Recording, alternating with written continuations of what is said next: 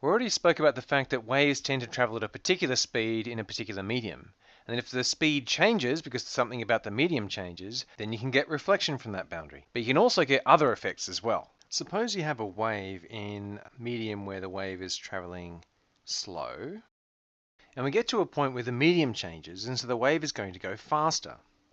Now, obviously, if we sit at one point, in the old wave would have been going up and down at a particular frequency.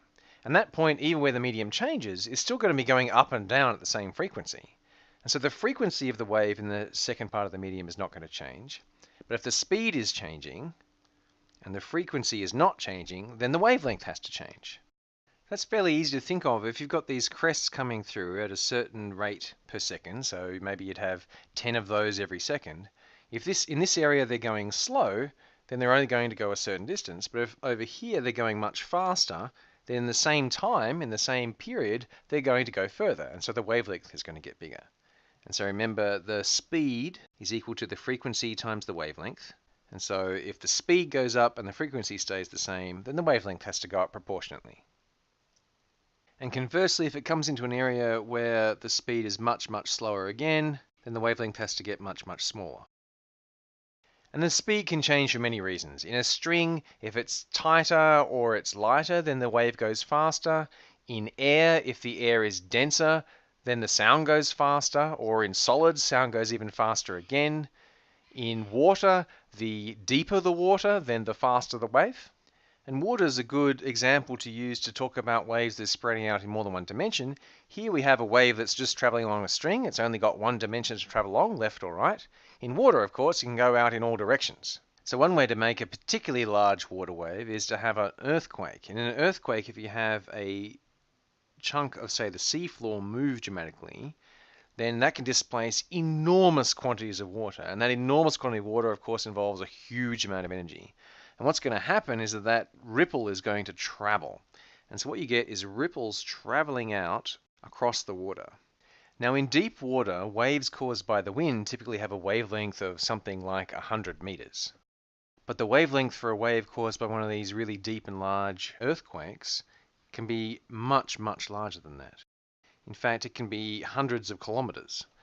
And the speed at which that travels can be hundreds of meters per second. That's because it's got a frequency which is a large fraction of an hour. Remember, we can look at the frequency is just the speed divided by the wavelength.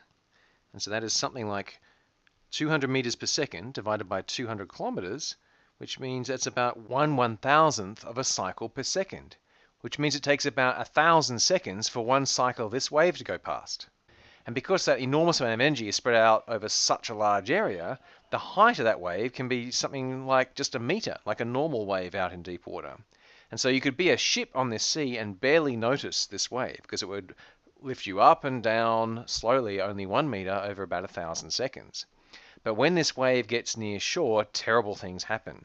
Because the shore gets much, much shallower, up to actually being running out of shore and just going to land, the wave gets slower and slower. And as it gets slower and slower, all that energy across that entire 200 kilometers worth of wavelength gets squished up into a very small amount of space. And so you have these enormously high waves. You can have a 100-meter high wave coming in still very fast, and that wave smashes, and that's a tsunami. And so it's really important to know where tsunamis go. And the direction that tsunamis and other waves go is strongly affected by a property of waves called refraction.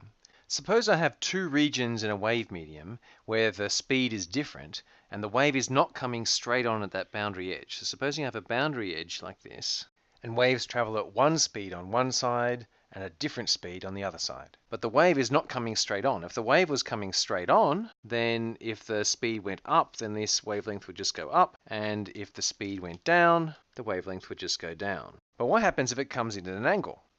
Well, let's look at it. So remember, the wavelength over on this side has to be smaller, which means these crests have to be closer together. And you can imagine what would happen if you were in a line of people along a line, and then at one point, a whole bunch of them went into a slow area. Maybe you were walking and they walked into mud or something and started going really slow. What would happen is the line would have to change angle. And you can see if we change the angle like that, so this is assuming that the speed over here is slower. If we change angle like that, then what we've got is that the wavelength here is smaller, as we need it, than the wavelength over here. If these lines were straight, then obviously the wavelength would be exactly the same. So that angle has to change, so the wave has to change direction. So when you're going through a boundary between two different speeds, what you find is that the wave changes direction, and that's called refraction.